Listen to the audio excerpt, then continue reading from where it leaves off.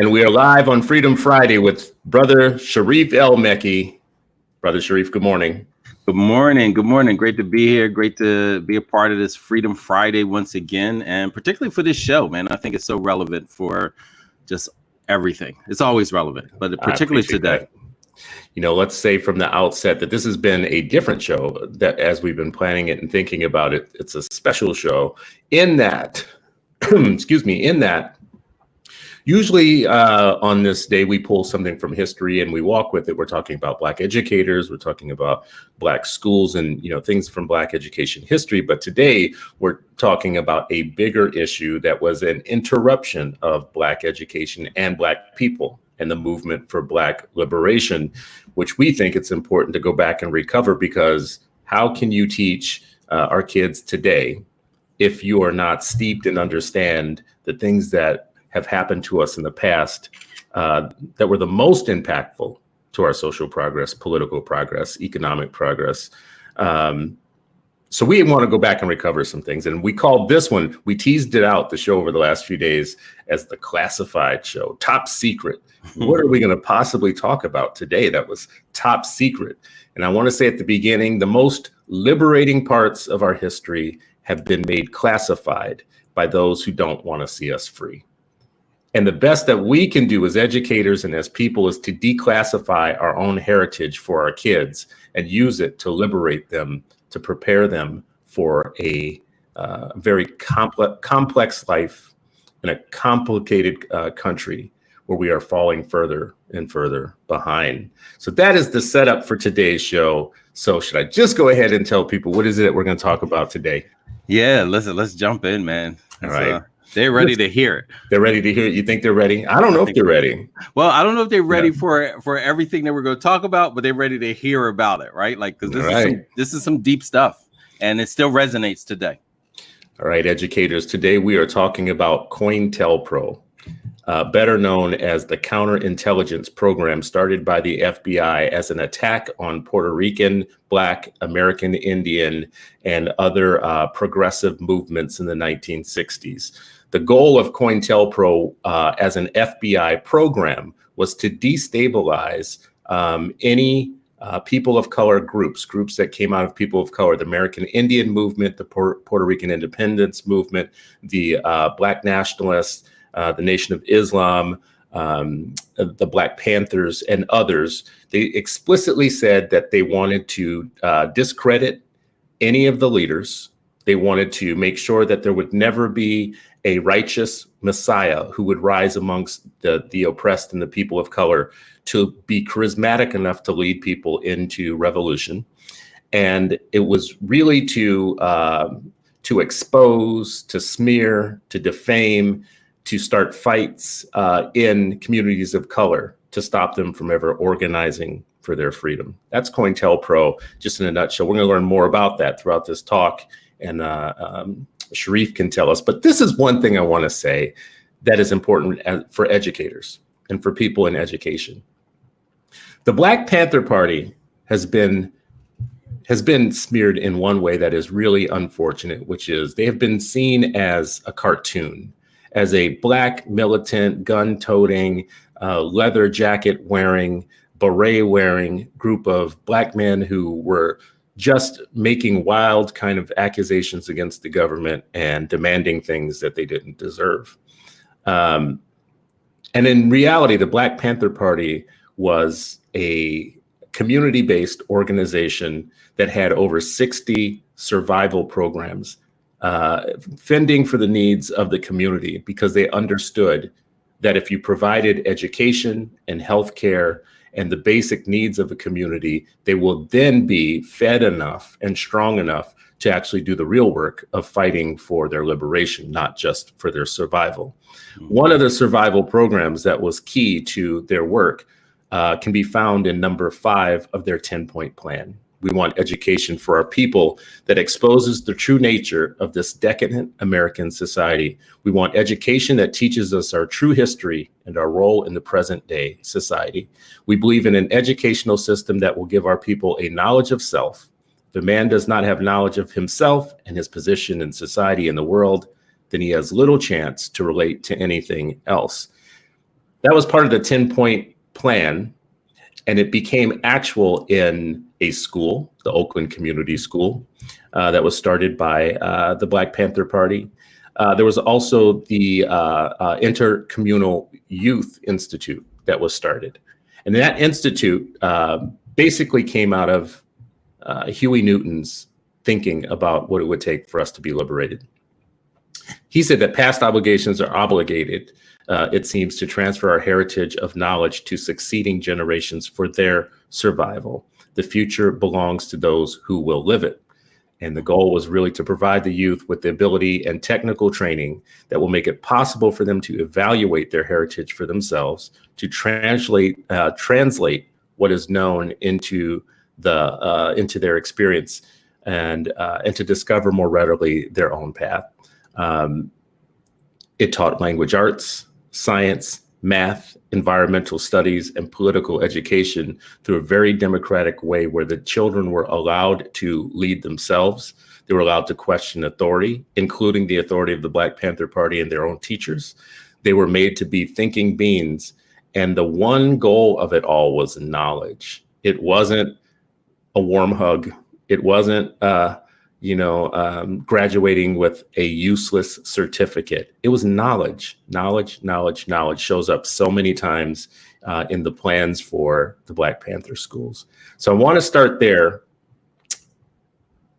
basically to say it was that important to the federal government to interrupt the Black Panthers because they were providing free food, free breakfasts, free education, alternative education out of the main system, and were training up a new group of Black thinkers. It was that important to interrupt that the government had a whole ass program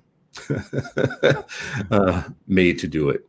I mean, yeah. I mean, and ultimately what they were doing is acting like crazy Negroes, right? Like we talked about that before, like the crazy Negroes who say, you know what, there's something wrong with this, and we're going to think about it something differently. And I love the way that and again, yeah. And as a kid, listen, I'm going to be honest with you. I thought the leather and the berets was like sexy as hell. Like I thought it was like, yo, they are amazing. But, my mother told me, when she joined the party, it wasn't because of the leather. It wasn't because of the guns. It wasn't because of any of that. Right.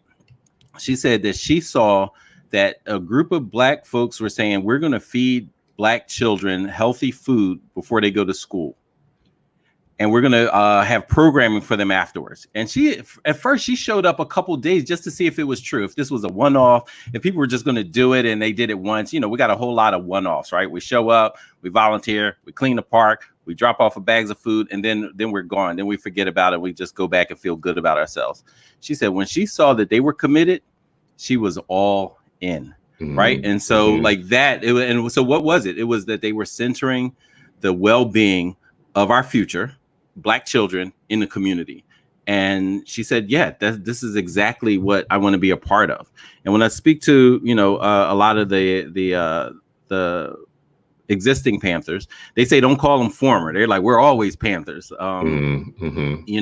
They talk about like exactly how you opened up, where this, the guns and all of that was actually protecting police. They're like, just like you see now with video cameras, they had to see with their own eyes and witnesses and making sure that the police knew we are watching you. We are not going to let you, just beat people down. But they're like, their primary goal was racial uplift and supporting the children, the youth, and the community through all of those programming. They were like, hey, you know what?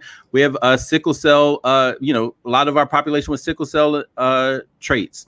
And the hospitals are, the clinics are terrible. The hospitals are, have racial tendencies. So we're going to support that. We're going to support them with food and schools. And it also just an inspiration. And so like they were looking for alternative ways. And we talk about these detox centers, this out of school time. They were all in with out of school time. You know what I find so interesting about this? It comes from an article from Jacob magazine about COINTELPRO. It's so silly to me where the FBI thought that they needed to concentrate their energy. Here's a passage from an article in Jacobin. The Bureau, which is the FBI, for instance, worked to destroy the Black Panthers breakfast program, which provided free breakfasts for school children. The FBI manufactured a violent and racist coloring book for children that it claimed was made by the Black Panthers, which it sent to businesses that were donating food to the program in order to make them withdraw their support. It also wrote anonymous letters to churches that served as venues for the breakfast program, hoping that they would rescind their offers. When your government doesn't want you feeding your own children, your government doesn't want you actually just teaching your own children, how can after that point you ever have faith in your government to educate your kids again? That's what I think is the implication, my question in this story around COINTELPRO is, when did we start trusting after this again that suddenly the federal government and the state government and the same government that actually broke down our best programs of self-help, why would we support them now? Doesn't make a lot of sense, does it? You know what is, and that's the thing. Like I try to always think about, like, where did people get lulled back to sleep, right? Like at what point was just government the benefactor of Black people? Right. And I'm trying to understand, like, this is they've always been participants, supporters, protectors of systems that destroyed Black lives and Black communities for 400 years. Like, I'm like, at what point did they graduate and become the friendly Uncle Sam, Baba Sam? Did Uncle Sam really become Baba Sam or something? Like, but some of these people, that's what they act like. Like, oh yeah, this. Don't disrespect that, or don't do it a different way. Keep the same path. Stay here. Listen, you mentioned that, just the lengths that J. Edgar Hoover and all his disciples, right, would continue. And people have to remember, like, when we talk about like intellectual genealogy tree, there's also another tree, right? There's an oppressive tree that continues to bear branches and grow roots and continues, right? Like, so when we look at like Frank Rizzo in Philadelphia, Frank Rizzo, not only, yes, he was the head figure for like just ridiculously savage police brutality, but his mindset seeped in and was ingested by a whole lot of people. So you figure at that time, maybe there were 4,000 police. They eventually, many of them became supervisors and other things with that same mindset. So even with Rizzo gone, their genealogy, their oppressive thought genealogy, their racist genealogy continued. And that's what I asked, like, where did it get cut off? Where was that tree pruned to the point, or uprooted to the point that you don't have to worry about that anymore? And that's the same thing with every institution. I just want to read this quote from J. Edgar Hoover about the Breakfast Program. He said, "The Breakfast for Children program represents the best and most influential activity going for the Black Panther Party, and as such is potentially the greatest threat to efforts to authorities to neutralize the Black Panther Party and destroy what it stands for." What did it stand for? It stood for Black community. It stood for Black pride. It stood for Black education and Black liberation. And he said, we got to stop them, And so, yes, that whole, idea of poisoning the way folks were gathering food and getting donations and all that. This was from the highest levels of government. You know what I think? Imagine that, first of all, thinking about the danger of a breakfast program. Yeah. First of all, like you've got a guy who's sitting in a government office who's in charge, who's a major national law enforcement officer, like the person who leads the apparatus of one of the most wealthy countries in the world, who believes that a breakfast program in the ghetto is like one of the most challenging and dangerous things that Black people could be doing. And if you think about that, feeding your own kids, educating your own kids, pulling them out of the mainline treatment centers that we call schools, deprogramming them from the massive colonial structure, and creating a new generation of kids was what the FBI feared. They feared that out of that would come a charismatic leader who would cause more people of color to disengage from the main colonial system and to become free nationalists, to become free thinking people. That's what was dangerous. So instilling dependency is a weapon. No, you won't feed your kids. We will feed your kids. No, you won't educate your kids. We will educate your kids. I only bring that up because the Panthers were so big like other Black civil rights groups like SNCC, even the NAACP at one point when they had their mind, to build counter institutions, alternatives. Like joining the system wasn't actually the goal. The goal actually was to build institutions that were healthy from day one, that were Black and healthy from day one, and to get our kids and our people out of dependency of the mainline system, because you can't fight what you're dependent on. Right. Absolutely. Listen, but and it's so important. When we were younger, one of our teachers would say, like, listen, all y'all, we went, and we talked about this before, like the type of school that I went to and all that, just the ecosystem that I was raised in. And one of the Babas used to say, all this is great, and if you can't feed yourself, you'll forever be enslaved. So like it was that level of independent. But later he would talk about, as we got older, he's like, I wasn't just talking about having your own, like, Black farmers and things like that. He's like, also feeding your mind. If you are not doing that independently, if you are like just totally, from socket to plug to your brain from just outside forces, he's like, you will never truly be free. And I guess we're on path to not truly be free. Listen, how are you going to get a political education in mass by the same? And the political education is making sure you are aware of the institution, but you're in the institution, right? Like, so in mass, yes, we have absolutely dope liberatory educators who are in there, but they will also tell you they worry from where their kids came from the year before and where they're going the following year, and maybe even where they're going next period. Right. And so it's not like it's this, this cocoon of protection. It is like, oh, you get a little dose, but that may get wiped out by the very next class. You know what I find interesting about an educator who wants to be conscious right now, who's in the mainline system, in addition to what you just said, that they have to fear that in their class, they're going to do all they can to create liberated minds.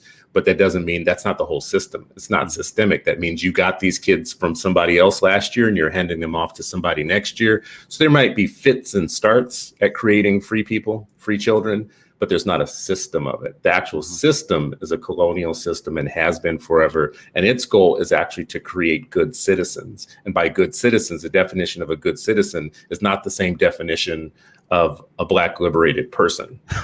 Is the polar opposite. And I wasn't going to say it that harsh, but go ahead, bro. Yeah, but let me just give a little bit of just insight of how we even found out about COINTELPRO, right? There was a group of activists, white activists in Philadelphia. Some of them were taught at Temple University. One of the main ringleaders, taught at Haverford College, Swarthmore. So these were like, these professors, and they were anti-war. Keep in mind, this was, America was saying, hey, we're going to liberate Vietnam by bombing the hell out of them. We're going to bring democracy by killing and maiming thousands and hundreds of thousands of people. Like, that's American democracy. Like, we're going to wrap it up in this bomb and drop it to you. Right. And so that's but at the same time, they're like, this is democracy. And in Americas, people were like saying, like, no, like that's not good enough. We don't want our sons and children going there. Why are we all the way over in Vietnam? What is going on? Right. And this went over through administration. And people started saying, like, oh, well, we're protesting. They're not listening. They were Johnson and Nixon and so forth. And it was just like, even Ronald Reagan said something to the effect of, the sooner we can, and I'll find the quote, but the sooner we can get rid of these protesters, the better, even if it's violently, right? And so this is the mindset of what was going on. So these group of professors said, we're going to break into an FBI office. And folks are like, at first people are like, we're not doing that. Like, we're all about this protest, but you're talking about like lengthy jail times. We're talking about just craziness. Like, they couldn't even wrap their mind around breaking into an FBI office. They went to the Philadelphia office. They were like, this is too heavily weighted. And they didn't know what was in there, right? And so they said, we're going to go to this suburb, this little sleepy town, a little bit southwest of Philadelphia, Media, Pennsylvania. And people, our audience can look up this the break-in at the FBI office in Media, Pennsylvania. They went there, they staked it out for months, right? One of them went in and just said, "Hey, I'm trying to find out how we can get more involved in the FBI." And this is one of the women. and staked the place out and left. And one night, matter of fact, the night that in New York, Muhammad Ali and Joe Frazier was fighting, right? And so everybody's glued to their TV. And these folks went into the FBI office and stole boxes and burglarized boxes and boxes and boxes of FBI documents. They were the 70s version. This was 1971, a little bit before my birthday. This is the old school Snowden. What's his name? Eric Snowden version, where he downloaded. So this is the old school that they took all of that and they found something in there and they sent it to the reporters and all this stuff about how, as you said, the government, the FBI, who everybody, you know, he was in charge for like 30, 40 years. The Congress bowed down to him, kissed his ring, and he was the emperor of America. And all the stuff that he was doing were in these boxes. And they let people know. And that's how this COINTELPRO, they found this term, COINTELPRO, right? And that's what they had just declared war on any dissident voice, even though that's constitutionally protected. They said anybody who does not kiss the ring, does not bow down, does not become the citizen that we define as citizen, we're coming after them. You know, what's really interesting about it is that they picked targets that I think would shock people today. I mean, it doesn't shock me that the FBI thought that the Black Panther Party was radical and a problem, because they were preaching such straight up like liberation. But the program actually really hated Martin Luther King. Oh man, that was part of COINTELPRO. Like, commit suicide, or we're going to expose what we illegally taped in your hotel room. For people listening specifically, the Bureau sent a suicide letter, basically to Martin Luther King, telling him he had like 30 days to commit suicide, or else he would be exposed for being the depraved Negro that Hoover thought he was. Hoover, who headed the FBI, hated King and thought he was a depraved Negro for so many reasons, and thought he was a big threat. And of course, you know, the letter didn't work. But I just want to keep making this point. This isn't an agency of the government. Hoover isn't an individual actor in history who is doing these things. This is your government. And this hasn't stopped being your government since then. It still is your government as of today. You mentioned Snowden. Snowden's in trouble with the world because Snowden basically told the world that the NSA and other parts of the government still are not actually trustworthy when it comes to liberation movements, domestically and foreign. And this is the government, ladies and gentlemen, that you want to hand your kids over to, because you love you some proms and some teachers and some buildings and some books, and all the kids play together and they have really great like interactions, play dates and blah, blah, blah. Same government, different time, same government. And you said it earlier, you don't know exactly when we were lulled back to sleep. But I do know that educators are part of the sleepy process. They're part of the process of making our kids go to sleep. And let me introduce something to this discussion that you're not going to agree with me on, but you know, this is what it is, bro. This is what it is. This is what we do. A week or two ago, people are jumping up and down and wondering how great it is that there's a show that uses hip hop to teach how wonderful Alexander Hamilton was. And Negropeans, along with everybody else, are saying the same great things about this show. I watched it. I made my kids watch it. I thought about it critically as I was watching it. I couldn't wait to see it. But I thought to myself, what an interesting thing that we put to music and that we lionize. And haven't we done enough with their subjects? And how come you and I are talking about something today that the American public is largely ignorant of? Even if they know a little bit about it, COINTELPRO and how destructive it was to Black self-determination, Puerto Rican self-determination, Chicano self-determination, American Indian self-determination, where the leaders of all of those individual movements in the 60s and 70s were put into life imprisonment or death for trying to lead their people out of mental slavery. Where's our hip hop show on Broadway for COINTELPRO? Is it coming? But my thing would be, forget Broadway. First of all, a couple years ago when the Hamilton thing came out, and I've never seen it. I'm not going to see it, but the amount of just praise, it never dawned on me that it was about Andrew Hamilton. I just thought that was the name of the show. Then when I found Lord have mercy. Are you kidding me, bro? No, because all people would say was Hamilton. Did you see it? It was so great. That's all I would hear. Oh, I'm going to New York. Oh, it's so great. And so I just kept hearing Hamilton. It never dawned on me that people, because I'm in black circles, bro. I was just shocked that when I found out. Like, it was like probably months later. Like, wait a minute, y'all talking about this is a musical about some daggone, Hamilton. I was like, y'all gotta be kidding me. Like, it was just they were like, well, the music sucks. I'm like, I don't care. I don't you can put sugar in shit to make it taste good. Don't mean I'm gonna eat it. Sorry for the profanity, mama. That's what American public education is. I'm not gonna repeat it, but that's exactly what it is right there. It's like putting like a little bit of woke sugar on colonial bullshit. Is like, there's no way. The critique that was made in the late 60s and the early 70s by the Black Panther Party of the Oakland public school system is a critique that it hasn't aged at all. It's just as fresh as it was then. It's a colonial system, a racist system that is staffed by agents of the government who have a very prescribed way of telling your kids what's important to know in the world. And that process of telling your kids what's important to know is not a process that you are a part of. They will tell you that you're part of it because you elect school board members, and your school board members hire a superintendent, and your superintendent runs a system that hires its teachers and its educators. And those educators come out of colleges that are full of people that prepare them of all different races, who prepare them for that classroom. So there is an illusion that you are part of the education system that has your children as captives right now.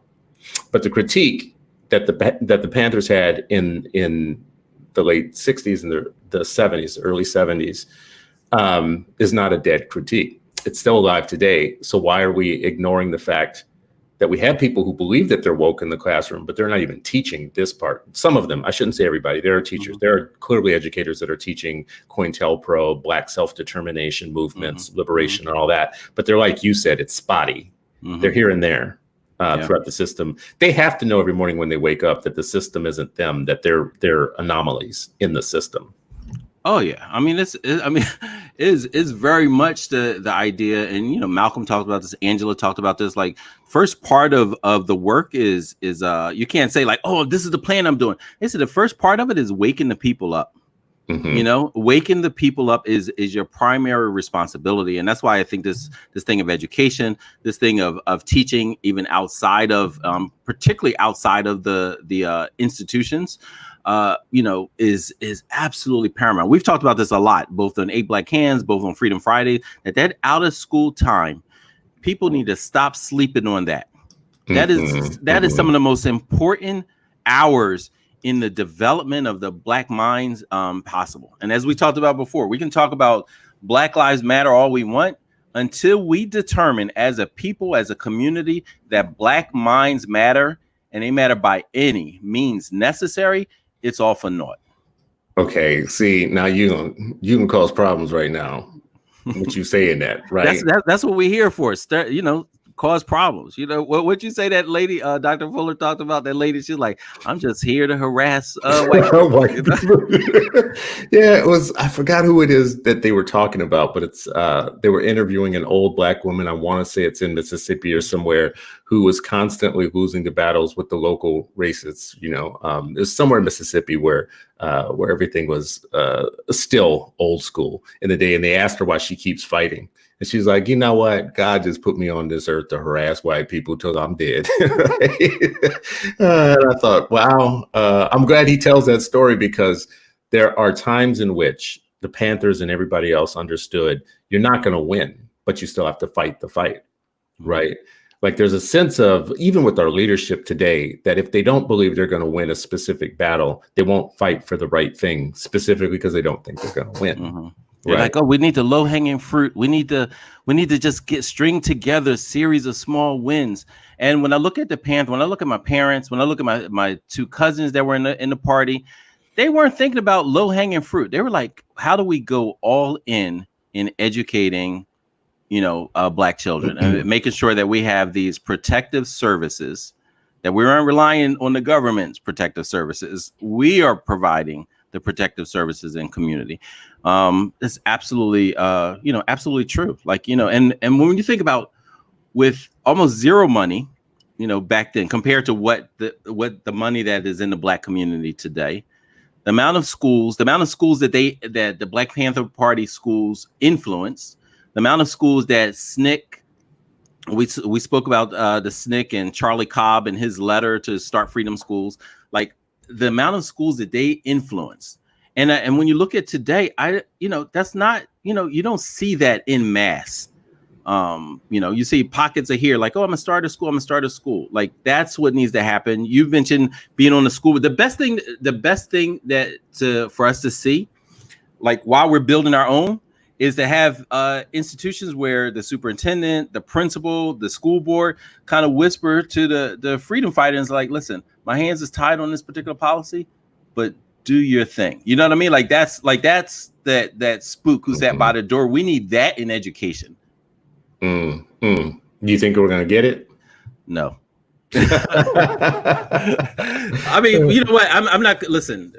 Hope and inspiration is part of the fuel of the revolutionary. So I'm not going to say no, I am going to say no, but I think that it's still possible, right? Like, you're pushing people to become part of school boards, right? Because they make decisions, even if it's a lot of times people come to these seats and they're like, well, I can't move anything. Some of the stuff that you think is tethering you to immobility are actually cobwebs. You just need to like move, shake, swing, and do things to ensure that paths are open, doors are open, opportunities are open for liberation to start. But right now, people are too complacent in many ways.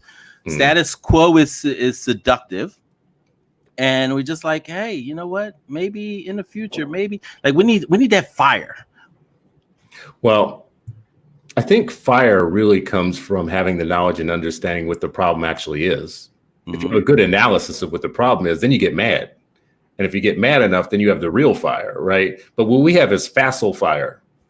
We have fake fire. We have people that get all up on Twitter and learn one thing about one thing or two things about the other, get involved in hashtags, start loving the picture of the thing, the picture of woke, rather than what is supposed to be the concept beneath the what woke is. So you have fake fire and phony revolutionaries, phony educators, phony liberationists in classrooms who are teaching kids phony curriculum. Now I'm going to go someplace that I shouldn't go, but we're going to do this. I got time today. I got time today.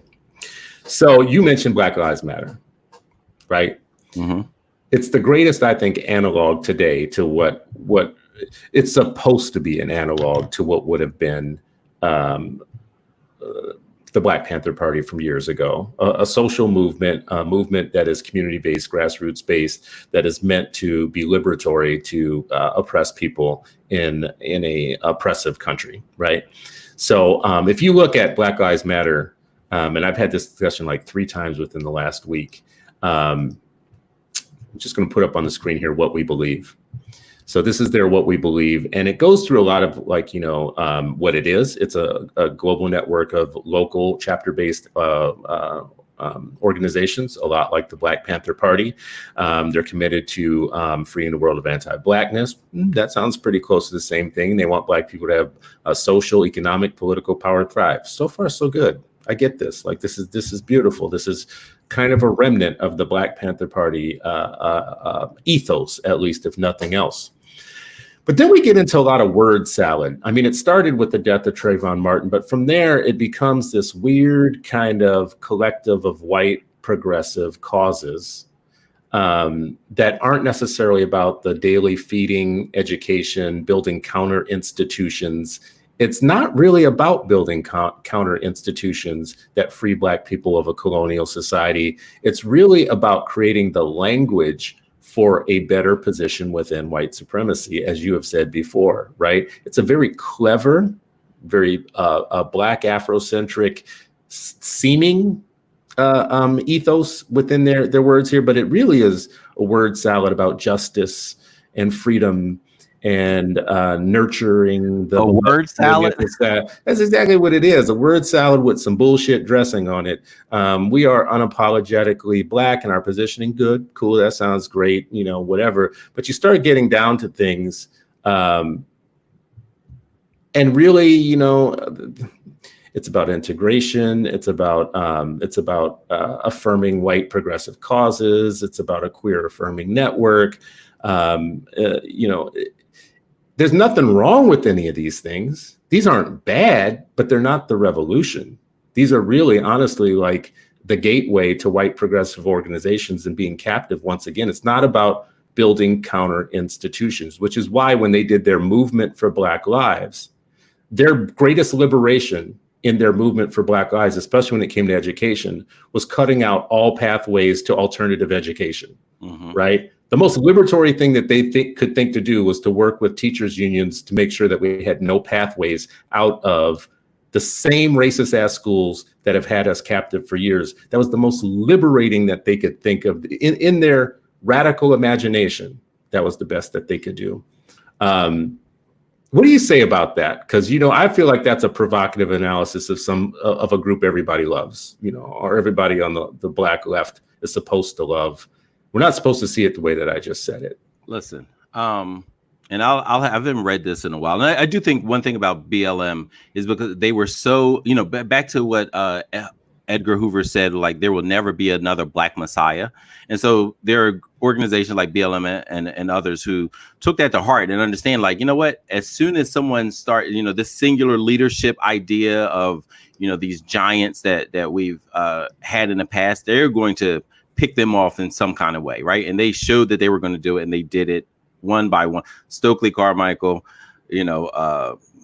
Fred Hampton, Malcolm, Martin, like the list goes on. As soon as people start gravitating to a voice, like that's what happens. So I say that to say that part of the BLM, there are different, while yes, the national is saying this, there are chapters, just like the NAACP. They may say one thing, but there may be some other folks, some actual leaders with the guts and the heart and the intellect and the organizing power in locals that may be doing things differently, right? So I would put that out there. And when the NAACP and the organization of Black Lives and BLM, whoever stands in the way of Black children finding the best path to be educated, like I stand diametrically opposed to that, right? Like, and so I can agree with you on 9 things, but if that 10th thing is about Black Lives Matter but Black minds don't matter,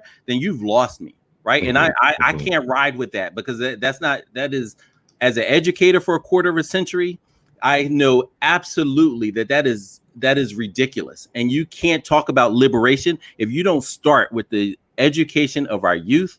That is our future, no matter what. And so if your best partners are the tons of white folks in the unions who have shown over and over again that they don't center the Black minds, then what are you talking about? Like, what are we talking about? Right. And so I 100% agree with this idea that it can't be separated. You can't have the lofty language and not the literacy. It doesn't work. And that's not how they would think about revolution for their own children. And you talked about this before. If all of these outcomes were being led by 80% Black folks, Black women, leading white children who were dropping out at 50% clips, we wouldn't be talking about, they're the part of the solution. We wouldn't be saying that if the tables were flipped. Let's go further. So the BLM actually is associated with, when it comes to where's the rubber meets the road, what do educators make of BLM? There's something for teaching for Black lives and Black Lives Matter in the classroom. No one has a critique for this particular movement, and I'm not going to give one here at the risk of hearing from a million educators who have bought this and drank this soup down with zero critical thinking. But there's some good stuff in here. Oh, we actually used this book yeah. at Shoemaker. We used some of this in I got a copy of it, and I love the Zen Education Project and whatnot. But we have to watch out for how people cleverly use your own heritage and history against you for their purposes. The information could be, there's a way to lie with the truth. There's a way to take the truth and lie with it, right? They say that the devil may tell the truth, but he's still the devil. He's right? Still the devil, right? So there's a way to lie with the truth. And again, the sum total is, if this is about helping Black children and everybody else understand our heritage so that it liberates them and makes them free from the colonial system, then we're on the same page. But if you look at the editors of Teaching for Black Lives, you have two of the biggest anti-school reform, anti-counter institution, anti-private school, anti-charter school, anti-anything other than mainline traditional public schools that are run by the teachers' unions that these are all a part of.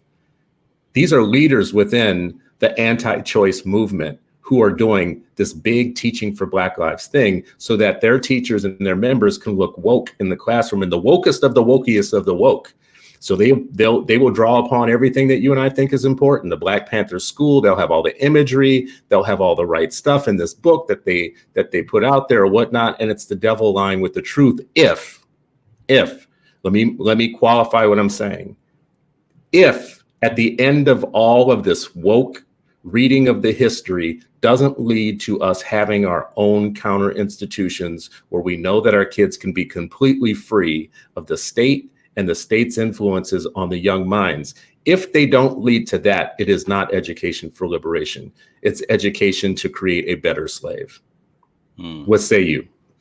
What I say is, this is why the mindset of educators, listen, nothing's more dangerous than a little bit of information, right? We all know that, right? There's nothing more dangerous because people can take that and think, and without thinking critically, right? And this is the whole point of political education. This is the whole point of education, should basically make you question everything, right? Mm-hmm. When James Baldwin talks about the paradox of education, is that as you're learning, what you're actually doing is if it's a good education, you start questioning the system that is educating you. That's the paradox of education. That is the beauty. And if that piece gets shut down, if you can't critically think about, wait a minute, why? Because if they just think oh, these books alone or just conversation alone is going to wipe out the racism within schools, again, it's the seductive of status quo, where people think, I volunteer to be hired to work with Black and brown children, so therefore I've lost all my racism. They think walking through that classroom door, that schoolhouse door, automatically absolves them of the racist mindsets that they grew up with, that they ingest every day, that they go home. Some people's only interaction with Black and brown people are in schools. They ain't friends with them. They not family with them. They don't live near them. They don't see them in their libraries, their rec centers, their squash fields. None of that. Their only interaction is inside of schools, and yet they want to be the experts on what our people need. Nah, save that, can that, and stuff it somewhere. I love that point. I mean, listen, here's a short story. I had a teacher union leader invite me to his classroom because he wanted to, I think, educate me. He had heard me saying things and writing things that he thought were not educated. So he wanted me to come down to his classroom and sit down with him and whatnot, which I did. We get there and they sit down, and he's got a picture, white teacher, I'd say probably early 30s, probably 31-ish, right in there. Teacher, union leader of the union, and white guy. And he has a picture of Malcolm X right behind him, this big poster of Malcolm X in his classroom. And I'm sitting there, I'm just cracking up and laughing because he wanted to educate me on the folly of school choice. Mm-hmm. The folly of, he had been really, really critical of a couple of Black schools and 2 African schools that were charters, just a couple miles from where he was teaching. And he was publicly very critical of them. And it was all about segregation and privatization and neoliberalism. And he had all this stuff, and he had Malcolm behind him on the wall. And I sat there tripping, saying bruh, do you know that Malcolm is the one who told us only a damn fool turns his kids over to his enemies to be taught, and you are our enemy. So you sitting up here with all the window dressing in the world, you wearing like the most, you in revolutionary drag, you wearing the most kind of tilted beret ever in history. He got his Chase shirt. He got all his buttons. You know, he got the Malcolm. Bro, you've seen this dude before in places where they get so woke where they start telling you your own history and how how you are misguided. We see it on Twitter all the time, right? They're like, "Well, you need to," I told the one boy, I'm like, "Yo, stop assigning me homework, dude. Like, who are you? Like, first of all, don't send me your clippings, right? To when I can tell you exactly what I lived." What I can tell you what my parents lived, what I can tell you what my grandparents lived. You sending me some daggone clippings that you teach in your, ivory tower classroom at Penn State College. Like, man, forget all of that. Like that is absolutely ridiculous. Do you think that he's teaching in his classroom? You think he's teaching his students to question himself, his own position within the system, his privilege? This dude too, I just want to keep going with this a little bit. This dude grew up in Chicago, was Irish Chicagoan in an all conservative family who all went to Irish Catholic schools. And now he's teaching in the hood with all this revolutionary drag, classroom full of black artifacts of sorts, not teaching the kids to challenge himself, his own position within a district school, a traditional district school in a very white state that's operated by a state that has very terrible track record with people of color. Do you think the kids in his class, just because they're looking up and seeing a poster of Malcolm X in his classroom, and just because this dude read Teaching for Black Lives and is doing Black Lives Matter week in his school, that somehow his kids now are golden? We should stop thinking about counter institutions. Listen, man, for in many white circles, and unfortunately some black ones too, the most radical thing they can lift their finger to do is put a poster of Malcolm X on their wall. Like, to them, that is they've arrived. Like, that is the epitome of radicalism for them, right? Like, because you see it in their actions, you see it in their words, and we talked about this before. They woke on the web and sleep on the job, right? Like, when it's actually time to do the work. But you'll see, and I see. Listen, Philly has always been one of the most, rabble rousing, like back in the 70s when the anti-war movement and around Vietnam. Like, Philly was like the hub. Philly was like one of the ground zero for activism and all of that. And you will constantly see white folks, who participate in that, who drive that, but can't connect the dots or refuse to connect the dots to actually what's happening. Right. And so we see that all the time. And so I think it's and listen, I did a presentation with Enstoy the other day, because I love a snarky comment on Twitter. I love, t-shirts. I got my the revolution will be literate shirt, today. Yes, like, right? Yes. I love that. But there are too many people who stop right there, and they can't see that if we don't have our independent black institutions, if we don't have our pipeline of conscious black and brown educators, right, that's working to undermine the very system that's hiring them. Chris Emden said once, when it came to our BMEC, Black Male Educator Convening, you have a decision to make as an educator. You're either going to do damage to kids or damage to the system. And it's too many people who are absolutely fine to get a paycheck and do damage to the kid, particularly if they're black or brown. Wow. Say that again. You make a choice to either to do damage to children or damage to the system. And too many people are making the decision to do damage to the children because that's what pays the check. Wow. Well, listen, you don't get paid to do damage to the system. You get fired. Right. That's true. Right. You lose your place within white supremacy if you ever do anything real. Right. That's why the role of the Black Panther Party and SNCC is so important. Right. They have a blueprint. I put in the chat, a blog I wrote a while back where it's the Black Student Union. Right. The one there, so they had a 10-point platform. They're like, hey, the Black Panther Party has a 10-point platform. Now we want to do this from the Black Student Union perspective. Number one, we want freedom. We want power to determine the destiny of our school. Like, how can you determine the destiny of our school if it doesn't belong to you? That means that you have to have schools that belong to you, so you determine the destiny. When Malcolm X, so all these people are like, oh, just stay in the system. When Malcolm X said, when he launched the Organization for African American Unity, and he said, listen, New York City, give us 30% of the schools in the system because y'all don't know what the hell you're doing. Or you do know what you're doing, and we don't like it because what you're doing is oppressing kids and giving them being violent towards them, as Julian Bond said, right? 12 years of education, 12 years of school, 6 years of education. He said, "Give me." And so when I hear like organization NAACP, BLM, whoever, and they say something that in opposition of Malcolm, who said, "Give us 30% of the schools." And they're saying, hey, just integrate us into your schools. I mean, right? That's a word. That's a word, Sharif. And when you just said about the educator who puts up the picture of Malcolm and thinks they've arrived, because that's the most radical thing that they can do.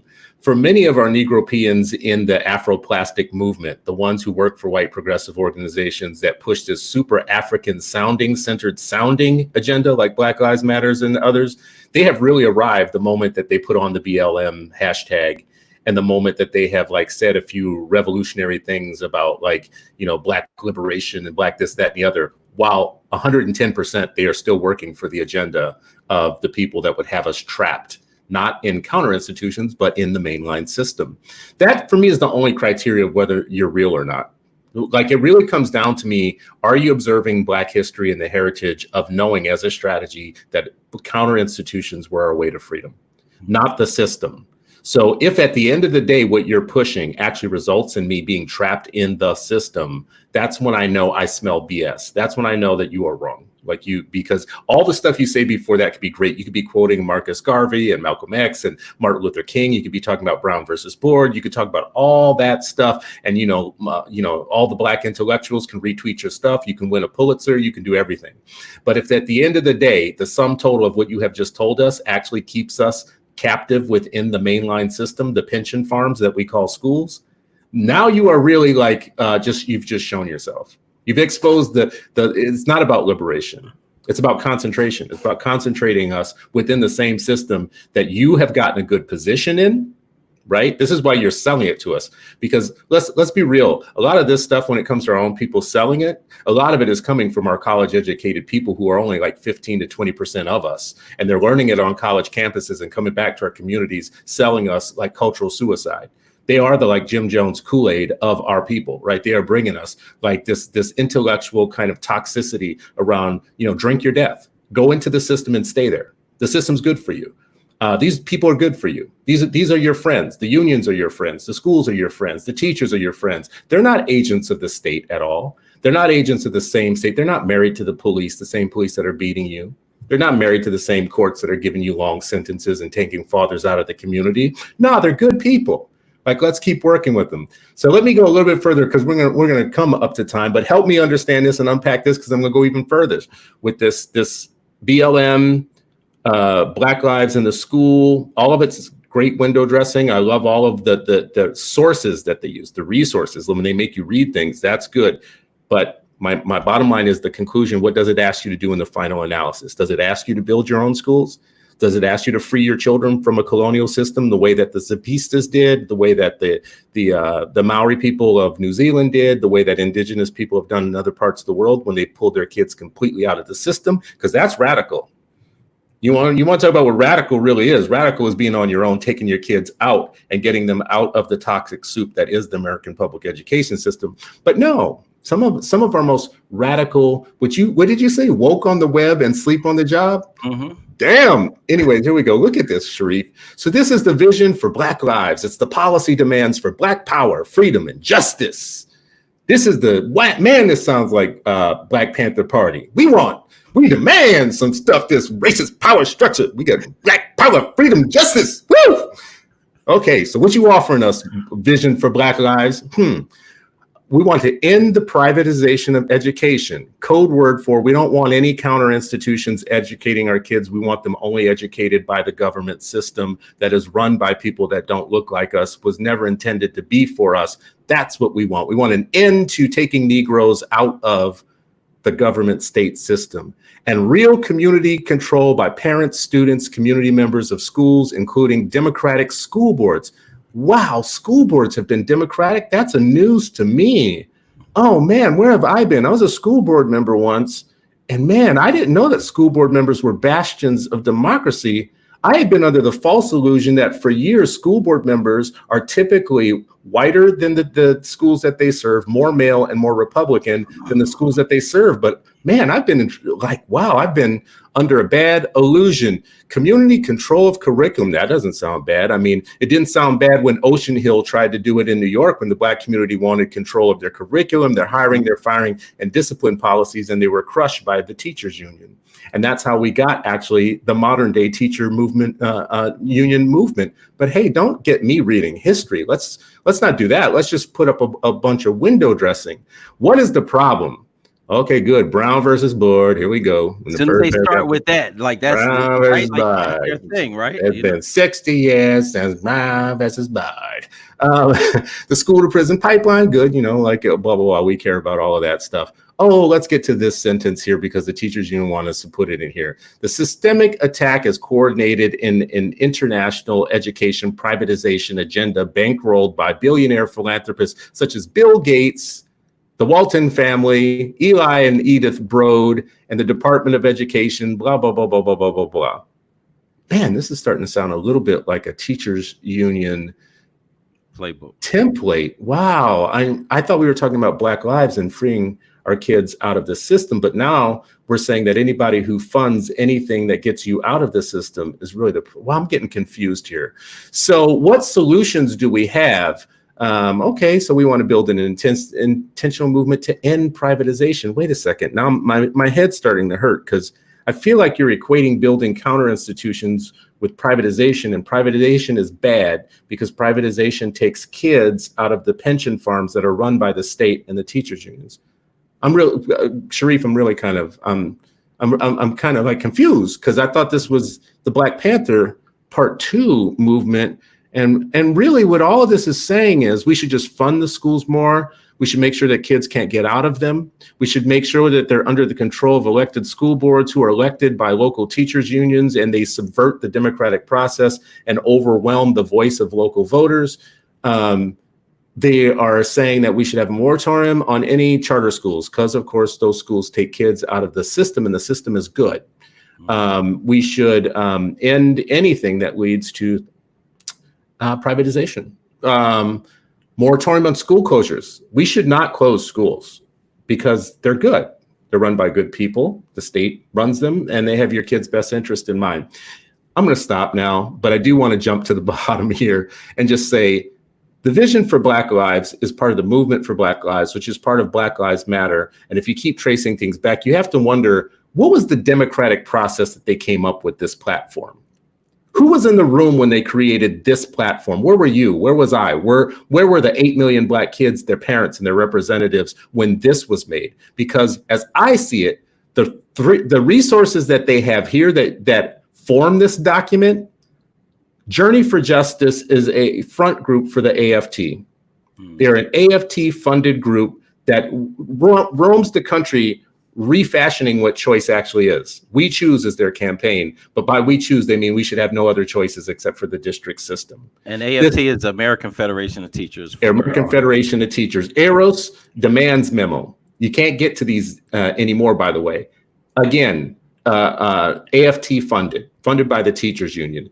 The Alliance for Educational Justice, funded by the Teachers Union. Alliance to Reclaim Our Schools, funded by the Teachers Union. Journey for Justice, funded by the Teachers Union. I gotta ask you, what was the democratic process for determining this agenda on behalf of Black people when it's all funded by the 3 million mostly white women teachers of the United States telling you that the most woke you could possibly be is to keep your kids in the straight up state-run district schools?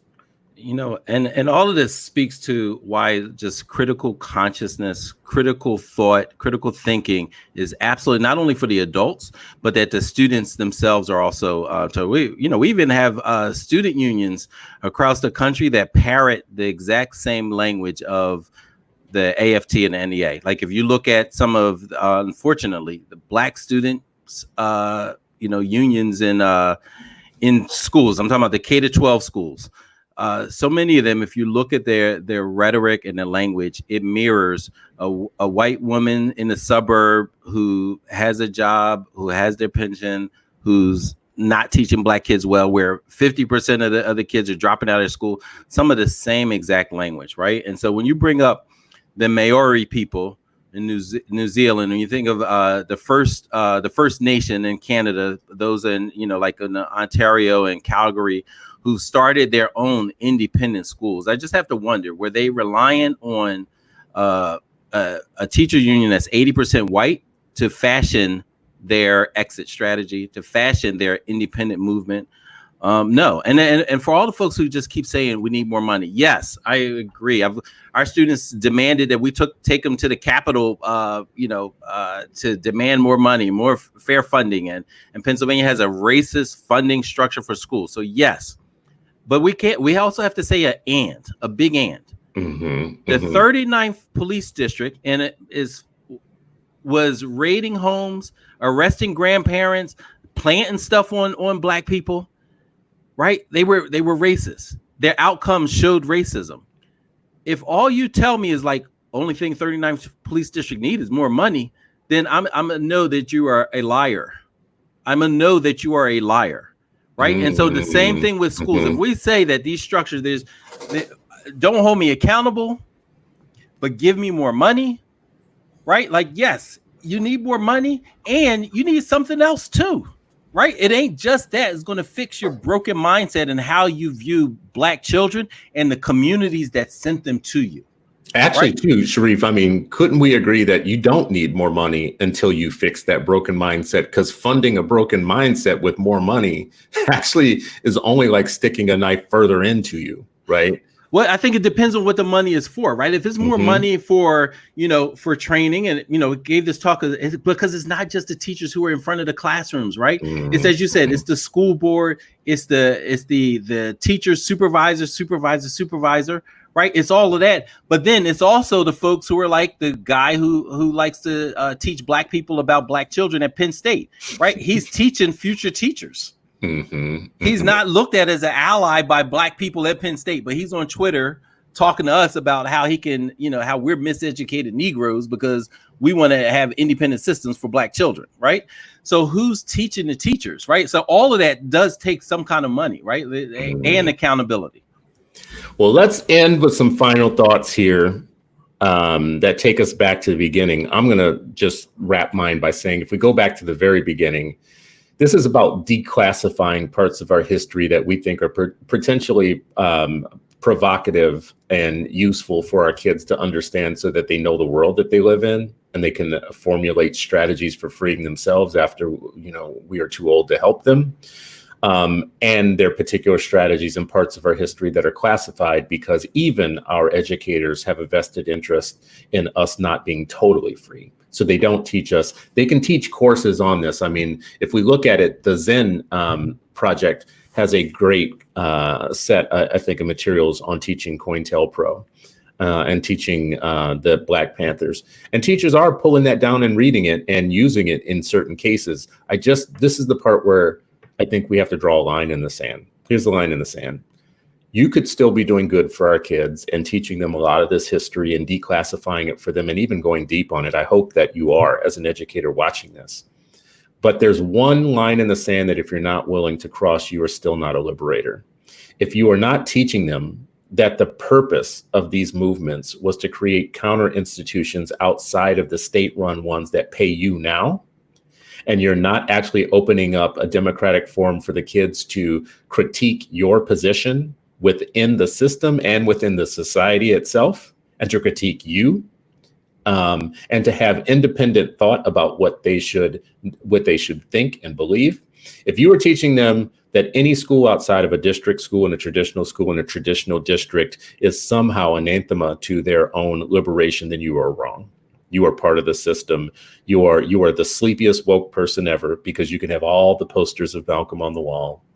You can read all the right things. You can, retweet all of the Black Lives Matter, black anti-male stuff you want to retweet. You can do all that stuff, and you're still part of the problem, because you are telling kids that the best that they possibly can do is to ignore when Malcolm told you that we should be running our own schools. Ignore when Malcolm told you that only a damn fool hands his kids over to his enemy to be educated. Ignore the fact that people like Thurgood Marshall and Malcolm X put their kids in private schools. Ignore the fact that Whitney and others told you that real violence is actually a kid getting 6 years of education after doing 12 years in a school system, right? Ignore the fact that all the tests and all the signs and all the measurements that you're trying to erase because you don't want to be accountable for anything are telling you that kids aren't getting the one thing that the Black Panther Party and Hugh and Newton and everybody else said was the one thing that they needed to free themselves. And that was knowledge, knowledge, knowledge. So if the numbers aren't popping up, you're not woke. If the numbers aren't working in favor of the kids, and if you're not teaching them about freedom and how to run their own things, independent of you and your pension and your paycheck and your system, your raggedy ass system, then I would say to you, you're part of the problem. That's my contribution today to declassifying things that matter. Sharif, the floor is yours, brother. What do you got to say? No, appreciate it. And I think this whole idea of COINTELPRO and, understanding that the government was absolutely committed to the destruction of Black education, Black leadership, Black children being fed and well nourished is absolutely, that for people to think that was the 70s, but in the 60s, but it no longer exists, means that you are totally lost. You're totally lost. Not understand that. I question people that again, this whole idea of woke on the web, and I see all this like buy Black, support Black businesses, but they can't fathom the idea of having Black led and Black founded schools, right? Like you want to do the support the Black mom and pop shop, which is fantastic. But on the other hand, you say like Black independent schools, that's a little too radical for me. Like, to me, that you have a disconnect. The synapses aren't working. Like something's not firing in the right way, right? When Marcus Garvey says, and I appreciate Freedom Fridays because we dive into the history, right? We dive into we try to articulate or this idea of connecting the dots, right? Like we're not here in today on the 17th of July of 2020 and not have it's not a vacuum, right? Marcus Garvey said, not knowing your history is like a tree without roots. It can't survive. It can't grow. It can't think of vision. So folks who can only envision freedom, can only envision liberation in the same system that is not allowing that, that's problematic. Like you need better imagination. You need a better idea of what the blueprint has been, what the Black Student Union in colleges, their 10-point program, what the Black Panther Party were thinking of, like, right? But like Michael Cord, and I hope we can get Michael Cord on the show because I think, he's a wealth of information. He's an activist. He calls himself the angriest Black man in America, because yeah, so we need the angriest Black man. So everybody who knows Michael Cord, tag him, I need my man's on this show. We need the angriest Black man. But one of the things he talked about was like, the Black Panther Party was the blackest Black organization, and they were way before their time, right? Like, and the things that they talked about, we should not abandon. We should go back, critically look again, the tree that looking at their roots, critically look at what they were doing, what their messages were, and how we build on it. Yes, things are in a different context. We might need to tweak, but there are too many so-called liberators that want to totally abandon everything they talked about and just think that they got something new. That's scary to me. That's absolutely scary. I mean, and you're an educator. So every educator watching us, I think, actually should make note of that point, is that once our people die and they get in the history books, they become, you can use them in any way you want. We have Martin Luther King on a stamp right now when white people hated Martin Luther King when he was alive. Some black people too. Some black people hated him too. Hated him then, but now he's on. Now he's the thing that people bring up in debates all the time. Well, I don't think what you're saying, meets MLK's vision. It's like, you killed King. What are you talking about? Why you keep bringing him up? They tell you in a minute. Like, is that what your ancestors would really want for you to have independent schools? Is that what they taught you? I don't think that's not my understanding of Martin Luther King. Like, hey, white guy, shut up. And with the teachers now, well, that the Black Panthers were socialists, so maybe just socialism will save you. And it's like, you know what? Did you read the part that they were black nationalists before they were socialists? That, like, if you put the order and the ranking of things, that socialism was in there. Okay, cool. Gotcha. Win for you. They read some Mao and blah, blah, blah. But above that, they were black nationalists. So what did that mean? That meant that they wanted to run their own institutions. They didn't want to be part of the American system that you represent right now. So don't be trying to take our history and do what you did with King, like kill him and then love him. Mm-hmm. Don't kill me. Don't love me after I'm dead. I guess is the bottom line. Don't love our Black Panthers after you done put them all in jail and killed half of them. And still, now all of a sudden you love them. And that's the point, like me and some of our friends, and they're like way ahead of it with me, just because, but for a lot of reasons. But the things that the Panthers spoke about, many of them are still in jail today for talking about. So COINTELPRO, they lied. They lied, right? Like they said, we are going to lie. And they had a whole plan to murder, to jail, and prison, to lie on the Panthers. And many of the things that the Panthers were talking about that are relevant today, they are still in jail now, right? So we're doing it then. So we have this. Just imagine somebody right now who's saying, like, stop killing black people, stop murdering black people in the street. You're placed in jail, and you're there for 40 years. Right? Like, that's what I want people to wrap their minds around. That's like who? That's like Geronimo Pratt. People can Google Geronimo and see what his situation was. Leonard Peltier is someone that I have just thought, like, the last several presidents, I thought were going to pardon him. Roger Stone gets a pardon, and Leonard Peltier from the American Indian movement is still, a political prisoner, has not been, his legacy has not been, it's not just him as a person, but his legacy has not been, I don't know what to call it. I don't want to say justified, but reconciled. Like they put him in jail all those years. He spent all that time in jail and whatnot, and we're giving pardons out to straight up criminals today who basically, a lot of them worked with Russia against our own country. But that's a different show. Y'all not gonna get me going there. I do want to say to all the people watching and listening and whatnot, as always, man, this has been a lot of comments that you've put here. You guys are rich with the information, and I'm glad that you share it every day. I'm gonna read every single comment after this, because Renee. Renee front says, greetings from Ghana. This is how the world works. I've spent the last 3 or 4 days looking at YouTube videos on what it means to move to Ghana.